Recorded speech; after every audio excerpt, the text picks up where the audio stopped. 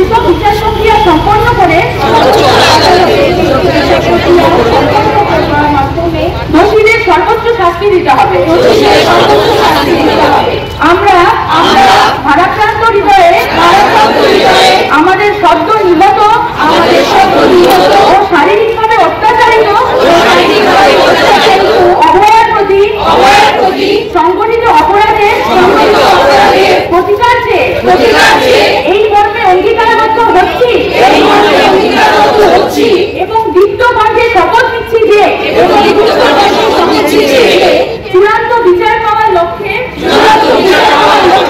আমাদের লড়াইয়ে আমরা সংঘবদ্ধভাবে অবিচল থাকবো।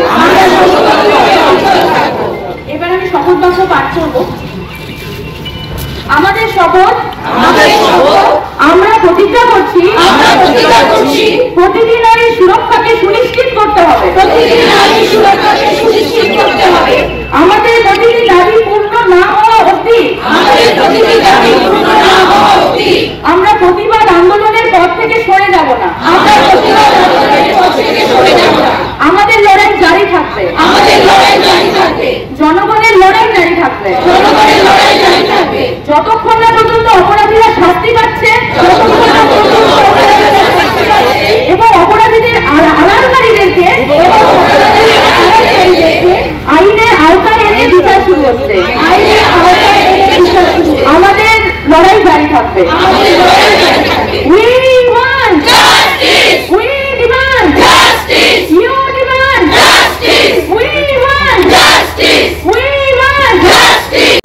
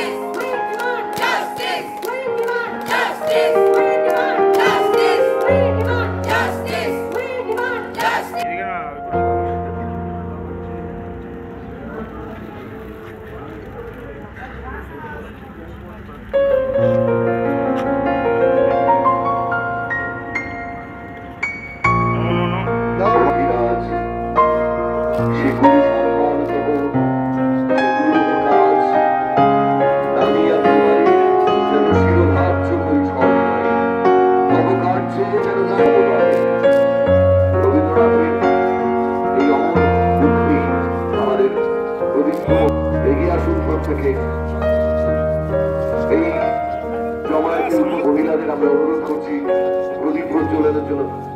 যারা ইতিমধ্যে প্রদীপ প্রজ্বলন করেছেন আপনারা পিছিয়ে যান।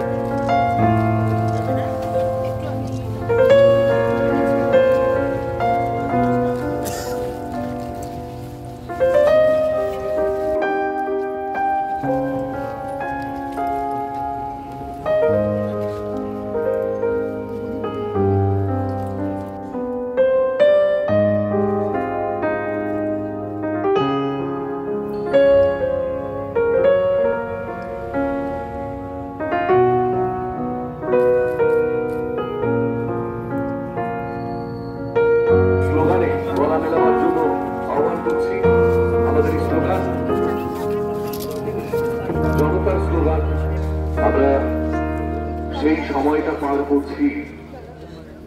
আজ থেকে ঠিক 1 মাস আগে যে সময় আরজিকর মেডিকেল কলেজে কর্তব্যরত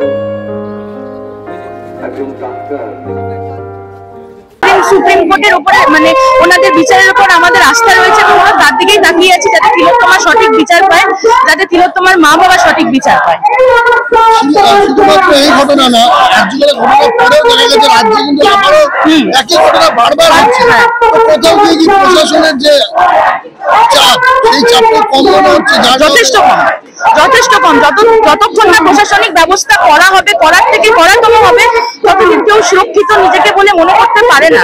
আপনারা নিজেরা দেখছেন রাত দখল হচ্ছে, ভোট দখল হচ্ছে, সমস্ত কিছু হচ্ছে, কিন্তু সেই রাত দখল, ভোট দখল সবকিছুর মধ্যেও তো মেয়েরা হেনস্থা হচ্ছে। রিসেন্টলি আমরা সংবাদ মাধ্যমের মাধ্যমে জানতে পারলাম যে নৈহাটিতে কি ধরনের ঘটলো, সেটি মুখে বলার ভাষা নেই কারণ। প্রশাসন যতদিন না করা হবে ততদিন কেউই সুরক্ষিত নিজেকে বোধ করতে পারে না। আজকে আমাদের শপথে একটা প্রোগ্রাম রয়েছে, তো সেই বিষয়ে একটু যদি বলেন। আজকে আমরা শপথ বাক্য পাঠ করতে চলেছি যে ভবিষ্যতে যেন প্রত্যেকটা নারী নিজেকে সুরক্ষিত বোধ করে, আর যেন কারোর সাথে এরকম নারকীয় বর্বরচিত অত্যাচার না হয়।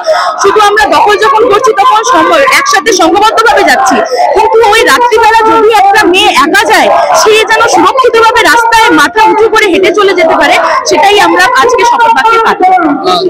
আরেকটা প্রশ্ন, সেটা হচ্ছে আর্যিকরের যে ঘটনাটা, বিভিন্ন স্ক্যাম বেরিয়ে আসছে ধীরে ধীরে, তো কি মনে হয় যে শুধুমাত্র ধর্ষণ করাটাই কি মূল উদ্দেশ্য ছিল, নাকি এর পিছনে অনেক কিছু? অবশ্যই অন্য কিছু কারণ ছিল। এইভাবে কেউ কাউকে মেরে ফেলতে পারে না। হয়তো আমার মনে হয় হয়তো সবার জনগণের মনে হতে পারে, মানে মনে হয় হয়তো সে কিছু জেনে গেছিল, যার জন্য তাকে এইভাবে মেরে ফেলা হলো। এটা একটা পারসেপশন হতেই পারে।